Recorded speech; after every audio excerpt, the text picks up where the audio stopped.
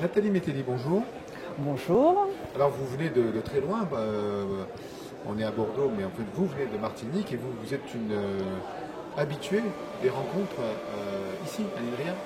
Bien écoutez, j'étais là l'an dernier pour la première fois et justement j'ai assisté à un certain nombre de présentations qui m'ont permis d'ouvrir un gros projet qui a été porté en Martinique et plus encore. Alors vous êtes nourri de votre expérience de l'année dernière aux rencontres robotiques qui sont organisées ici et vous avez donc créé un échange avec des Suisses. Bien entendu, c'est logique quand on vient à Bordeaux. Bien sûr, voilà. Comment faire simple quand on peut faire compliqué. Donc, en fait, nous avons porté le projet de l'École Polytechnique Fédérale de Lausanne, qui est le projet R2T2. Donc, c'est un défi.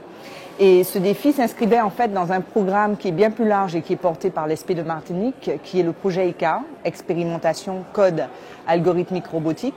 C'est un projet qui prend son ancrage dans l'introduction des sciences informatiques dans les nouveaux programmes et dans l'impulsion qui est donnée par le ministère pour le développement de la recherche dans les formations portées par les SP.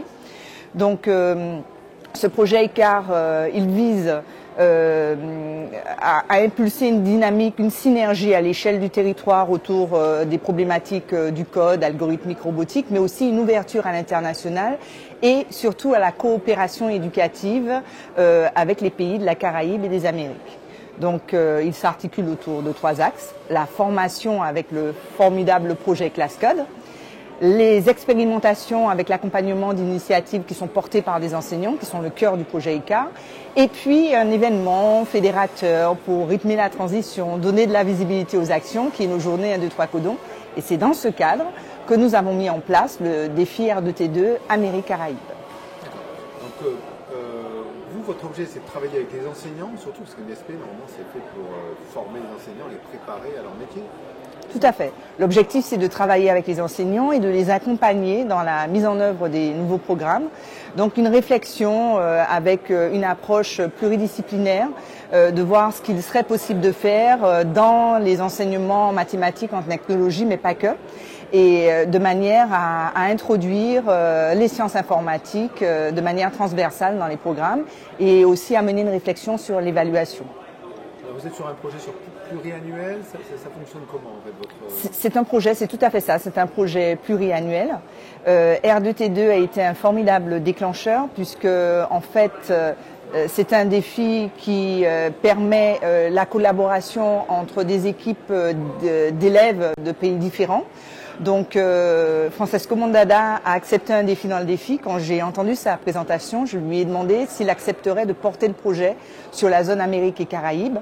Il a dit oui.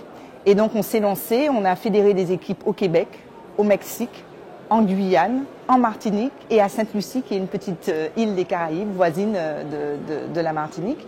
Et donc les enfants ont pu travailler ensemble et sur une tâche finalement assez complexe, travailler sur la réalisation d'une mission spatiale pour pouvoir sauver une station spatiale endommagée par une météorite. Alors donc ils sont dans la Lune, je sais plus en fait.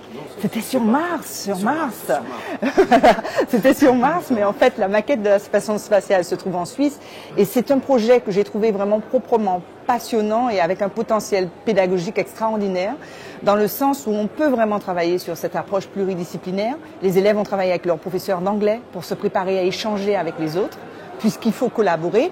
Ils ont travaillé en mathématiques et également avec le professeur de techno pour l'appropriation du robot et voilà. Est-ce que alors une question qui est subsidiaire, hein, mais la Martinique, bon, la métropole, on voit ça, ouais, les cocotiers, est-ce qu'ils ont du numérique, est-ce qu'ils ont la connexion pour justement communiquer avec tous ces autres pays dans le cadre de ce défi-là? Est-ce que les équipements, le taux d'équipement est suffisant? C'est une question qui est posée dans le milieu de l'éducation. Je suppose que oui. Oui, il y a un gros travail. Il y a encore beaucoup de choses à faire, mais bon, je préfère regarder le côté positif. Il y a un gros travail qui a été fait.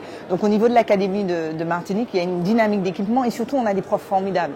Et quand on a des profs formidables, on peut réaliser des choses extraordinaires. Et ça a été le cas, puisqu'on a eu, certes, quelques petits soucis de connexion, mais ça a fédéré toute la communauté, l'université, les services informatiques, les enseignants pour pouvoir mener à bien ce projet. Et surtout, ça a débouché sur quelque chose d'extraordinaire qu'on n'attendait pas. On a travaillé au départ sur des problématiques sciences informatiques, c'était l'objectif. Et finalement, les enfants ont eu envie de se rencontrer. Et le projet va encore évoluer et monter d'un cran et déboucher sur des échanges pédagogiques. Et on en a eu un premier, puisque les élèves de Sainte-Lucie sont venus à la rencontre des élèves de Martinique. Alors je m'aperçois qu'on a fait les gens qui savent tout et qui ne parlent pas. On n'a pas expliqué concrètement le R2T2, comment ça fonctionnait, que c'était un projet collaboratif, qu'on faisait du cotage à distance, il y avait une communication entre élèves avec des visioconférences. Enfin, c'est une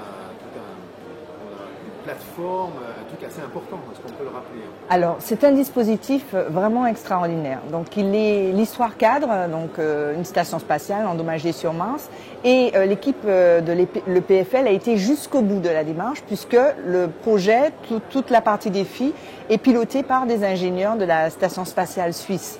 Donc, les enfants sont vraiment en condition d'être dans des ingénieurs de la NASA qui vont aller réfléchir et sauver cette station. Et donc, le principe, les élèves sont dans leur pays, dans une salle dans laquelle ils vont pouvoir tester, évaluer effectivement le déplacement des robots. Mais les robots physiquement qui vont agir sont en Suisse, dans une maquette à l'EPFL, et les élèves peuvent suivre l'évolution de leurs robots à travers une caméra.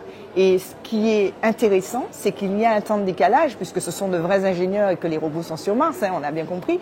Et donc ce temps de décalage, ils doivent travailler avec. C'est-à-dire qu'ils se rendent compte au départ, ils commencent à programmer, ils lancent leur programme et ils attendent de voir ce que ça donne en face. Sauf que quand ils ont conçu le programme, on était dans une situation de départ où le Mexique était à droite, le Québec à gauche.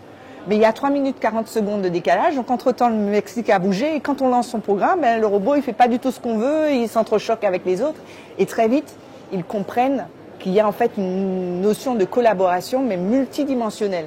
On doit travailler ensemble au sein de son équipe, mais aussi on doit collaborer avec les 3 autres pays qui sont sur son secteur, parce qu'on avait un peu compliqué les choses, on les avait obligés à travailler avec 3 autres pays sur chaque secteur, donc on doit coordonner les actions pour pouvoir réaliser la mission. Donc là, c'est 1 an déjà de projet. Ça va se continuer longtemps, ça va se dupliquer à l'infini tant que c'est...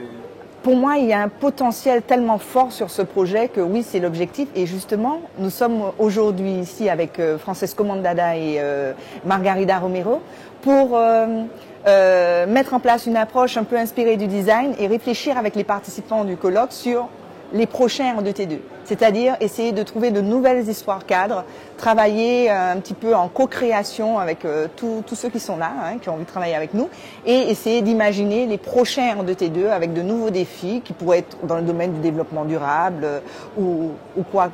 Voilà, donc on va voir, ça va émerger, on a mis en place tout un mur pour pouvoir travailler. Voilà, l'essentiel, c'est de garder le socle, la collaboration derrière et le travail autour des sciences informatiques. Merci Nathalie Métridi. C'est moi qui vous remercie.